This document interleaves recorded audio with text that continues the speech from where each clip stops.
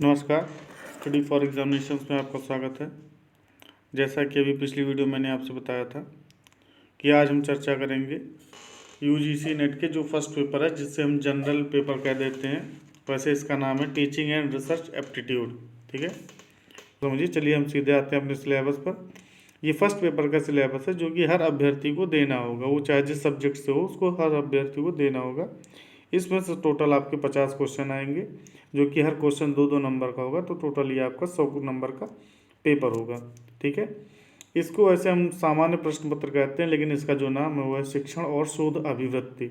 ठीक है, तो जैसा कि हम देख रहे हैं, इसमें सबसे पहली लाइन जो लिखी गई है, इस प्रश्न पत्र का मुख्य उद्देश्य परीक्षार्थी की शिक्षण और शोध क्षमता का मूल्यांकन करना है। यानी जो ये आपका एग्जाम होगा वो आपकी शिक्षण और शोध क्षमता का मूल्यांकन करने के लिए किया जाएगा। ठीक है, अगर इसके हम बात करें तो ये 10 इकाइयों में, टोटल पूरा पेपर 10 इकाइयों में है। अब इसके सिलेबस की बात करें, जो पहली इकाई है वो आपकी शिक्षण अभिवृत्ति है। ठीक है, शिक्षण अभिवृत्ति के अंतर्गत कौन कौन से पॉइंट है?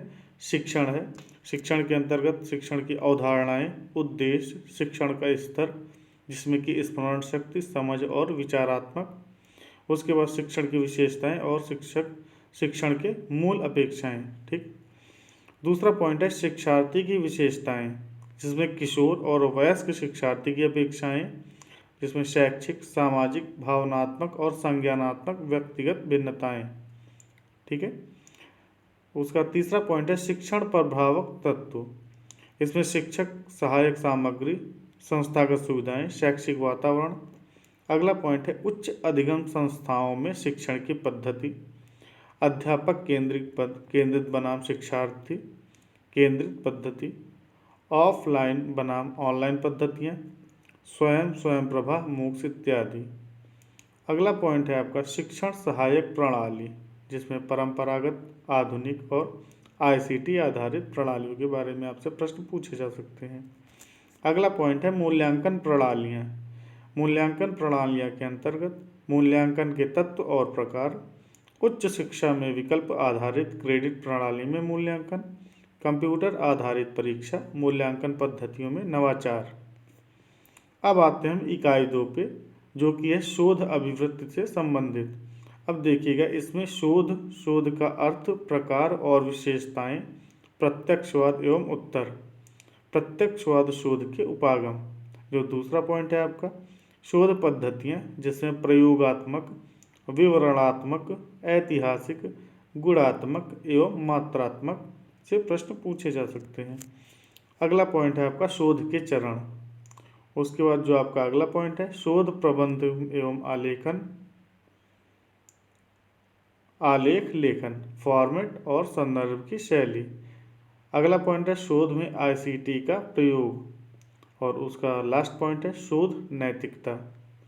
अब आते हैं हम इकाई 3 पे। जो इकाई 3 है, इसमें क्या है, एक गद्यांश दिया जाएगा, उस गद्यांश से पूछे गए प्रश्नों का उत्तर आपको देना होगा। इकाई 4 आपकी है संप्रेषण। ठीक है, संप्रेषण में आपका संप्रेषण का अर्थ, प्रकार, अभिलक्षण। दूसरा पॉइंट जो है प्रभावी संप्रेषण, जिसमें वाचिक एवं गैर वाचिक, अंतः सांस्कृतिक एवं सामूहिक संप्रेषण, कक्षा संप्रेषण के बारे में प्रश्न पूछे जा सकते हैं। अगला पॉइंट है प्रभावी संप्रेषण की बाधाएं, और उसका लास्ट पॉइंट है जन मीडिया एवं समाज से संबंधित प्रश्न पूछे जा सकते हैं। इकाई 5 आपकी है गणितीय तर्क और अभिवृत्ति से संबंधित। इसमें जो आपका पहला पॉइंट है वो है तर्क के प्रकार, दूसरा पॉइंट है संख्या श्रेणी, अक्षर श्रृंखला, कूट और संबंध। जो आपका अगला पॉइंट है वो गणितीय अभिवृत्ति, जिसमें अंश, समय और दूरी, अनुपात, समानुपात, प्रतिशतता, लाभ और हानि, ब्याज और छूट, औसत आदि से रिलेटेड प्रश्न पूछे जाएंगे।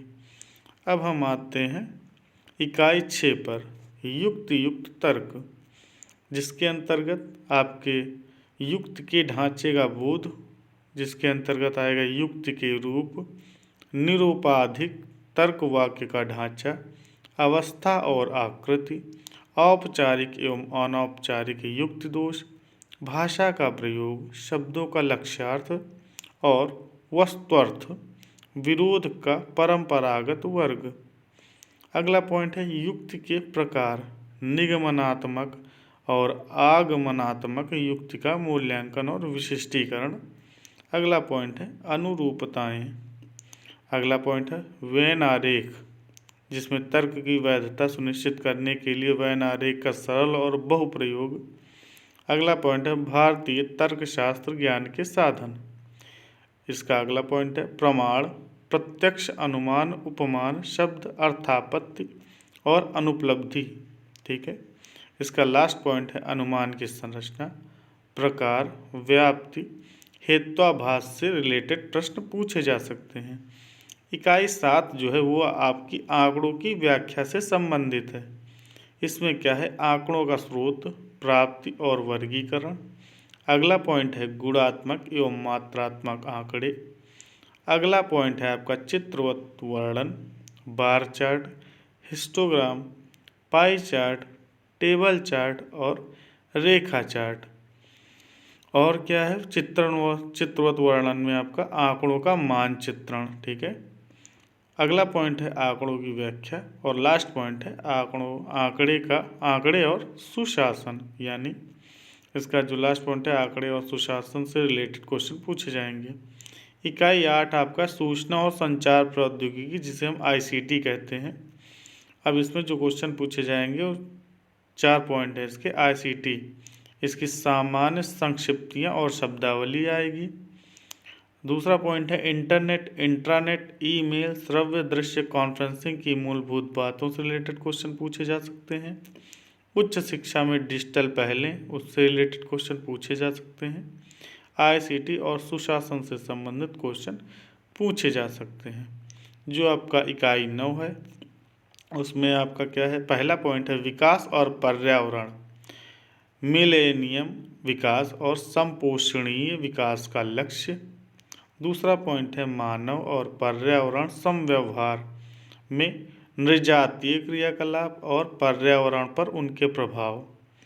तीसरा पॉइंट है आपका पर्यावरण परक मुद्दे, जिसके अंतर्गत स्थानीय, क्षेत्रीय और वैश्विक वायु प्रदूषण, जल प्रदूषण, मृदा प्रदूषण, ध्वनि प्रदूषण, अपशिष्ट जिसमें ठोस, तरल, बायोमेडिकल, जोखिमपूर्ण इलेक्ट्रॉनिक, जलवायु परिवर्तन और इसके सामाजिक, आर्थिक तथा राजनैतिक आयाम से रिलेटेड प्रश्न पूछे जा सकते हैं।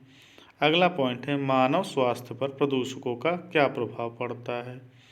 अगला पॉइंट है प्राकृतिक और ऊर्जा के स्रोत, सौर, पवन, मृदा, जल, भूताप, बायोमास, नाभिकी और वन से रिलेटेड क्वेश्चन पूछे जा सकते हैं। इसका अगला पॉइंट है प्राकृतिक जोखिम और आपदाएं, जिसके न्यूनीकरण की युक्तियों से रिलेटेड क्वेश्चन पूछे जाएंगे।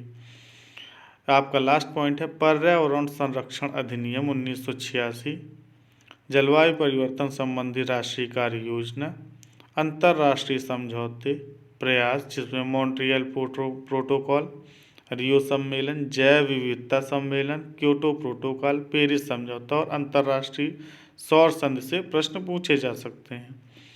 आपकी इकाई 10 और अंतिम इकाई उच्च शिक्षा प्रणाली है, जिसके अंतर्गत पहला पॉइंट है उच्च अधिगम संस्थाएं और प्राचीन भारत में शिक्षा।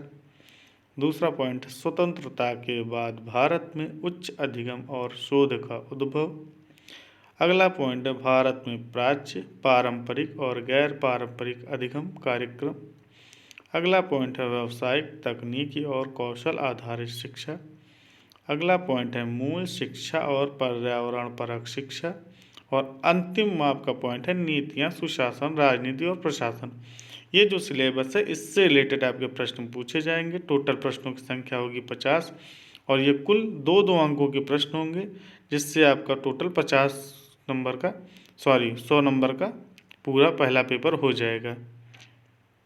इसमें देखिए प्रत्येक यूनिट से 2-2 अंकों वाले 5 प्रश्न तैयार किए जाएंगे। ठीक है, यानी हर यूनिट से आपके 5 क्वेश्चन लिए जाएंगे, यानी 10 यूनिट से टोटल 50 क्वेश्चन हो जाएंगे और हर क्वेश्चन 2-2 नंबर का होगा, यानी आपका हो जाएगा पूरा 50 क्वेश्चन गुणे 2 यानी 100 नंबर का।